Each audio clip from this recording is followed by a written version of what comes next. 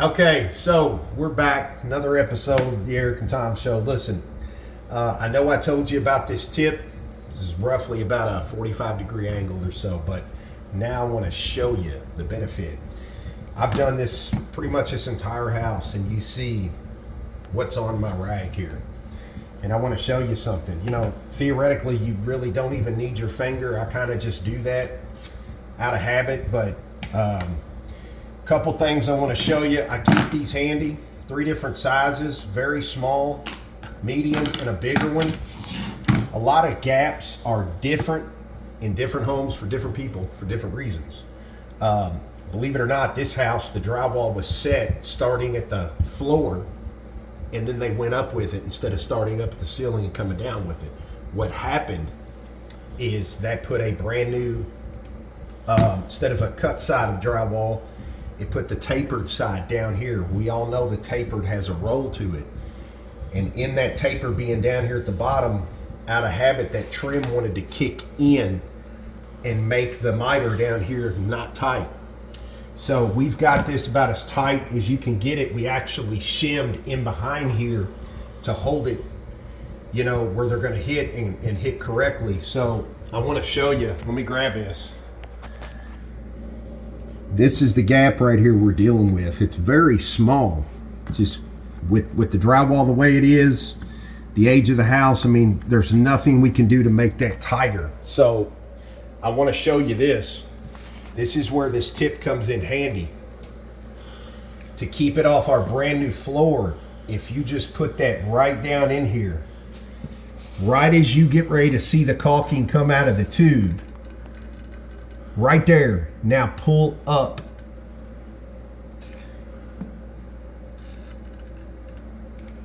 Just like that. And then come right up here and reverse that. Now, instead of using my finger in there, I'm going to go with my medium guy. It's a small little gap, no big deal, but watch. Straighten the corner, and I'm going to rest against that other one. Pull that straight up. The little bit I have left is going to allow me to come all the way at the bottom where the floor is, rake that one more time. Then I'm going to take my finger straight down, and lastly, get that little tip off there. That's why I use these screwdrivers.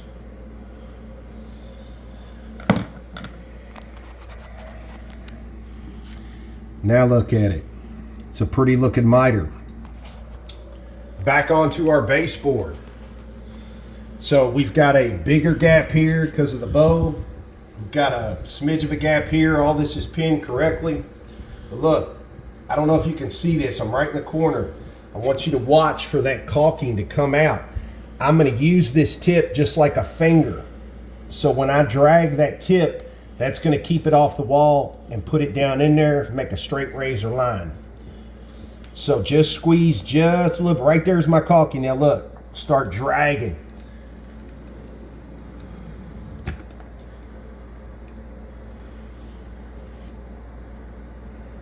Nothing. Okay? Let's go further. I'm going to do it this way so you can see. Back up just a little bit for me. There you go. Right here where you see the caulking come out. There it goes. Now start moving. Now, right there. See how that's gapped? It's because that gap was bigger than my tip. So all you got to do is squeeze a little harder and slow down just a little bit. And a lot of times, I'll sit here and reverse that.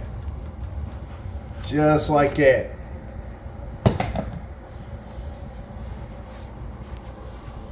There you go. That's it. That's why I threw about 4 rooms. This is all we have. It's a sharp line, looks good. And then when you get the hang of it, you can definitely speed things up, go a little quicker. Anytime you have that gap that comes back, clean your tip, boom. Just like that. Never smears up the wall, and you don't have hardly any on your finger to mess with. So, as usual, until the next one, appreciate y'all for tuning in. Hope that helps you at home.